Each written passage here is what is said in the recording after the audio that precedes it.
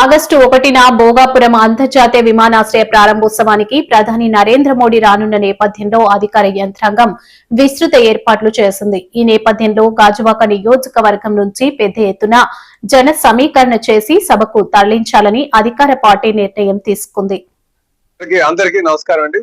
మరి ఈ రోజు గాజువాక జోనల్ ఆఫీస్ లో మరి మనం రేపు ఆగస్టు 1న భోగాపురం ఇంటర్నేషనల్ ఎయిర్పోర్ట్ ని గౌరవ దేశ ప్రధాని అయినటువంటి నరేంద్ర మోడీ గారి చేతుల మీదుగా మనం ప్రారంభించుకుంటున్నాం. దానికి మరి వచ్చేటువంటి జనానికి మన భోజనాలు ఏర్పాటు చేయాలి కనుక దాన్ని అలాగే ట్రాన్స్పోర్టేషను ఎన్ని గంటలకు బయలుదేరాలని దాని మీద పూర్తి సమీక్షించుకున్నామండి. దానికి మరి అబ్జర్వర్ గా వచ్చినటువంటి పెద్దలు మా ఒంగోలు శాసనసభ్యులు సీనియర్ నాయకులు దామచర్ల జనార్దన్ గారు వచ్చారండి. వాళ్ళు సమీక్షించారు. అలాగే మరో అబ్జర్వర్ మా క్రీడర్స్ చైర్మన్ గారు అటువంటి శ్రావణ్ గారు, మాజీ మినిస్టర్ గారు, అలాగే ఇంకొక చైర్మన్ గారు కూడా రావడం జరిగింది. అంటే శ్రావణ్ గారు, రిషవంత్ గారు కూడా వచ్చారండి. అయితే అధికారులందరితో కూడా మాట్లాడిన తర్వాత వాళ్ళందరూ కూడా చాలా ఉత్సాహంగా ఉన్నారు. ఇది ఎయిర్పోర్ట్ అంటే ప్రజలకు సంబంధించింది, భవిష్యత్తుకి చాలా ఉపయోగపడుతుందనే వాళ్ళ భావంతో అధికారులందరూ కూడా వాళ్ళకి సహాయ సహకారాలు అందిస్తారని చెప్పి తెలియజేయడం జరిగింది.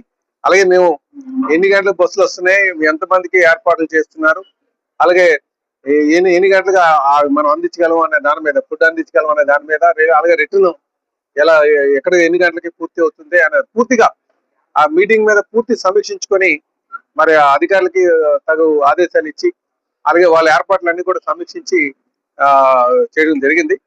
మాకు చాలా నమ్మకం ఉంది. ఖచ్చితంగా అందరూ ఒక సహకారంతో ఇటు ప్రజలు, అధికారులు, నాయకులు, కూటమి పార్టీ నాయకులు అందరూ కూడా చాలా ఉత్సాహంగా ఉన్నారు. రేపు ఆ 1వ తారీఖున ఇంటర్నేషనల్ ఎయిర్పోర్ట్ ఏదైతే అల్లూరి సీతారామరాజు గారి పేరు మీద నామకరణం చేసుకున్నాం, అదే ఆ కార్యక్రమం చాలా దిగ్విజయంగా చేసుకోబోతున్నారనే నమ్మకం కలిగిందని చెప్పి తెలియజేస్తున్నాను. పెట్టుబడులు అంటే ఈ రోజు గౌరవ ముఖ్యమంత్రి గారైనటువంటి శ్రీ నారా చంద్రబాబు నాయుడు గారి మీద నమ్మకం, అలాగే డిప్యూటీ సీఎం గారైనటువంటి పవన్ కళ్యాణ్ గారి యొక్క నమ్మకం, మా యువ నాయకులు లోకేష్ గారు, అలాగే కేంద్రంలో ఉన్నటువంటి బీజేపీ నాయకత్వం, ముఖ్యంగా నరేంద్ర మోడీ గారి యొక్క సహకారంతో ఈ రోజు అనేక పెట్టుబడులు మనం ఇక్కడికి అట్రాక్ట్ చేసుకోగలుగుతున్నాం. ఎంత నమ్మకం అంటే ఈ రోజు ఇక్కడ ఉన్నటువంటి కూటమి ప్రభుత్వం మీద ఉన్నటువంటి నమ్మకం, చంద్రబాబు నాయుడు గారి మీద ఉన్న నమ్మకాన్ని మీరు చూసుకుంటే ఈ దేశంలో వచ్చేటువంటి 25% పెట్టుబడులు మన ఆంధ్రప్రదేశ్కి వచ్చింది. దీన్ని మనం అందిపుచ్చుకోవాల్సినటువంటి అవసరం ఉంది. ప్రతి ఒక్కరు కూడా మనం దానికి సహకారం అందించాల్సినటువంటి అవసరం ఉంది. నేను ఇదే సందర్భంగా నేను ప్రతిపక్ష నేతలు కూడా తెలియజేసేది ఏంటంటే, రాజకీయం చేసుకోవచ్చు కానీ పెట్టుబడులు మాత్రం అడ్డుకోవచ్చు. రాజకీయం అలాగే ఎలక్షన్ ముందు చేద్దాం, అందులో తప్పేం లేదు. అపోజిషన్ పార్టీకి విమర్శించడంలో తప్పలేదు.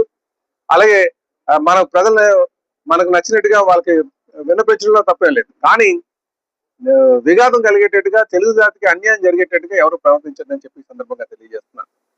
ఈరోజు ఇంటర్నేషనల్ ఎయిర్పోర్ట్ అంటే అనేక లాభాలు ఉన్నాయి. ఇంటర్నేషనల్ ఎయిర్పోర్ట్ అనుకున్నవారు అక్కడ విశాఖపట్నంలో ఇంటర్నేషనల్ ఎయిర్పోర్ట్ ఉందా, ఆ ప్రాంతంలో ఇంటర్నేషనల్ ఎయిర్పోర్ట్ ఉందా, ఎంత సమయం పడుతుంది, మేము కంపెనీ స్థాపిస్తే మా ఊరు నుంచో మా ప్రాంతం నుంచి వెళ్ళడానికి ఎంత టైం పడుతుంది, డైరెక్ట్ ఫ్లైట్స్ ఉన్నావా లేదని, ఇలాగా అనేక విధాలుగా ఆలోచన చేస్తారు. అందుకే చెప్పాను, నేను భోగాపురం ఎయిర్పోర్ట్ వల్ల ఎన్ని ప్రయోజనాలు అంటే, ఉదాహరణకి మనం కియా మోటార్స్ తీసుకోవచ్చు. అనంతపురంలో జరిగినటువంటిది కియా మోటార్స్ కి రావడానికి ప్రధానమైన కారణం బెంగళూరు ఎయిర్పోర్ట్, ఎందుకంటే ఈ ఏరియాకి చాలా దగ్గరలో ఉంటుంది.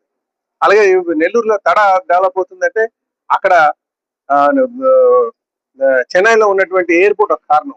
ప్రాక్సిమిటీ, ప్రాంతం మంది అయినప్పటికీ కూడా ఇంటర్నేషనల్ ఎయిర్పోర్ట్ కి దగ్గర ఉంది. ఇంటర్నేషనల్ ఎయిర్పోర్ట్లు ఎక్కడైతే ఉన్నావో ఆ చుట్టుపక్కల ప్రాంతాల్లో అభివృద్ధి చెందడానికి అనేక అవకాశాలు ఉన్నాయి.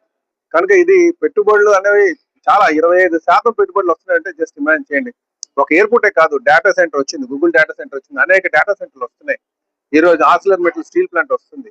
అదే కాకుండా కాగ్నిజెంట్ వచ్చింది, టీసీఎస్, ఇన్ఫోసిస్, అనేక సాఫ్ట్వేర్ కంపెనీస్ వస్తున్నాయి. రేపు బంగారు భవిష్యత్తు ఉత్తరాంధ్రలో రేపు ఒకప్పుడు వలస కూలీల దగ్గర నుంచి ఈ రోజు అవకాశాలు కల్పించే స్థాయికి రాబోతుందని చెప్పి ఈ సందర్భంగా తెలియజేస్తుంది.